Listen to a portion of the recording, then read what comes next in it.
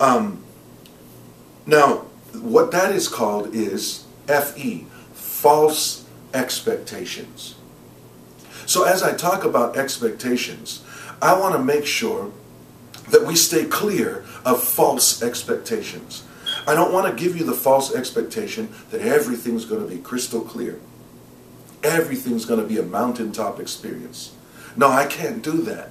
I need to tell you, as we end this series on hope, that you need to expect for some things to happen that might not agree with your temperature or with the atmosphere of your life that you're in right now. Hence, one of my opening statements is, if you know what to expect, then you'll know how to prepare. In fact, can you write that down in your outline? If I know what to expect, then I'll know how to prepare. You know, let me tell you a little story. In February of this year, my son David Boy was invited to play and represent American Samoa for the World Bowl. And the World Bowl took place in Austin, Texas. And so, as Pastor Debbie and I prepared for our trip, you know, I texted one of my friends that lived in Austin, Texas. Total mistake. And I'll tell you why. I asked him, what's the weather like? Now, this is a guy who lives in Austin, Texas. He says, oh, it's beautiful. It's cool. It's cool. Now, how many of you know that cool in the mainland isn't the same thing as cool in the South Pacific?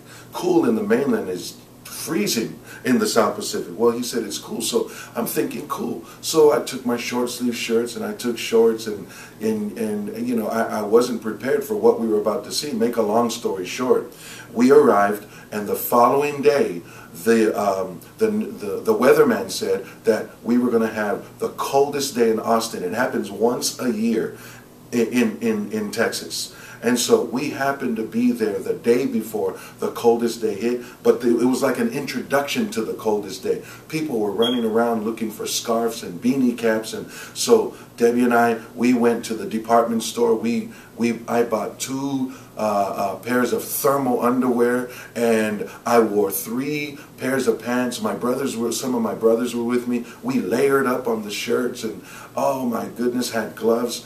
But that day, I remember seeing a coach from Samoa, and I've heard of people say crazy cold, but this guy said, oh man, this is what you call stupid cold. I mean, it was that cold. We were saying stupid things. We didn't expect it.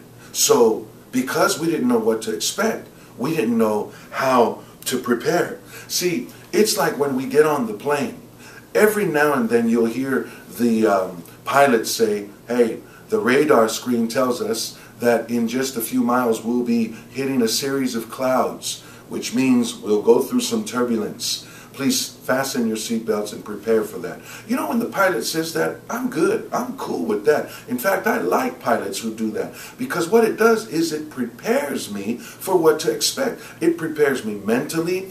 It prepares me physically. I'll put on my seatbelt. And more than that, it prepares me prayerfully. I'm like praying, oh God, don't let this turbulence last that long. I love it when pilots say there's turbulence ahead. Not because I love the turbulence, but I love the fact that I'm prepared for it.